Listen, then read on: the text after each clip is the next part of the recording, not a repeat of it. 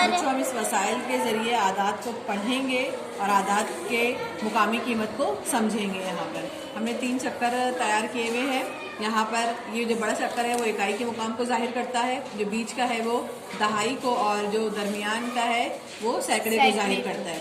यहाँ पर हम इस तरीके से चक्कर को घुमा घुमा के नए नए आदात बना सकते हैं और उनकी मुकामी कीमत बता सकते हैं। यहाँ पर अभी यहाँ पर देखो ये एक रकम बनती है यहाँ पर 951। इसमें एक इकाई के मुकाम पर, तो मुकामी कीमत कितनी आएगी उसकी? सिर्फ एक है, क्योंकि वो इकाई के मुकाम पर है। अब हमको यहाँ पर दहाई का मुकाम 5 है, तो 5 की मुकामी कीमत यहाँ पे हम दिखा सकते हैं। यहाँ पर इस तरीके से सरका कर इसको कितनी आ गई है? 50। और यहाँ पर 9 की मुकामी कीमत कितनी आएगी?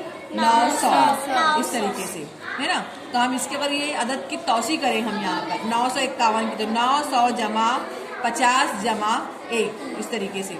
इसको और हम चक्कर को इस तरीके से घुमा दें यहाँ पर। कितना पढ़ेंगे इसको? 132। अगर मैं पूछूं यहाँ पर 1 की मुकामी कीमत तो कितनी आएगी? इसको यहाँ से घुमाकर इस तरीके से, कितनी मुकामी कीमत है 1 की? 100। कितनी मुकामी कीमत है? 100 मुकामी कीमत है ना।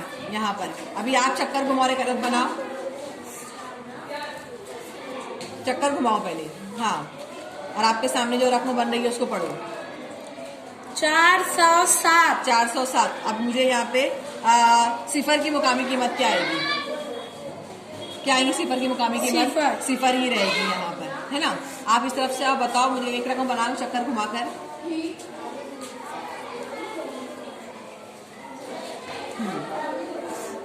कोई सी भी एक रकम बनाओ, पढ़ो ये रकम क्या बनी है यहाँ से? 259। 259। यहाँ पर 2 की मुकामी कीमत बताओ मेरे को।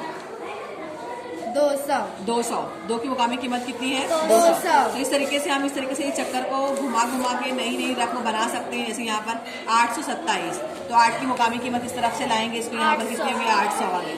और अगर यहाँ पर 3 की मुकामी कीमत देखें तो कितनी आएगी? 30। तो इस तरीके से हम कई रकमें कम वक्त में बना सकते हैं और उनकी मुकामी कीमत और उनका मुकाम बता सकते हैं यहाँ पर।